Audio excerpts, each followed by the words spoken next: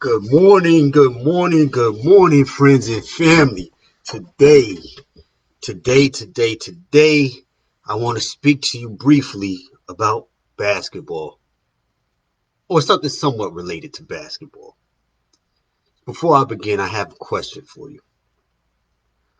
What does it take? What does it require for a person to be an effective, a good basketball player? I would think it would take years of practice, a good foundation. Probably starting off at elementary school, junior high school, learning how to dribble the ball, learning the rules of the game, learning the mechanics of shooting, having a solid coach, playing in a lot of different competitions across various leagues, playing in junior high school, playing in high school, maybe going to college, playing recreationally.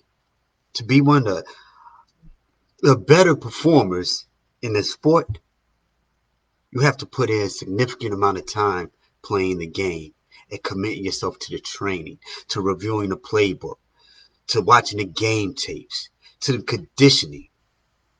You have to put in a lot of time. You also probably needed a good coach along the way. It's funny.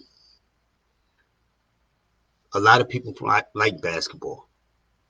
A lot of people, depending on where you live and how you grew up, will perceive athletes as the cool thing to be. But yet, everybody doesn't try to be an athlete. A person who never played basketball before or seldomly played doesn't try to walk onto the court when it's an AAU game. When those elite, those really skilled players are playing, that unskilled player doesn't try to compete with them. Cool as it may be, we all understand the parameter, the limits of our abilities. Now, as we talk about basketball, let's say that you had a kid who wanted to play basketball. Who would be the best coach for that kid? Somebody who has years of experience playing basketball, somebody who studied the game, who understands the benefits of conditioning, right?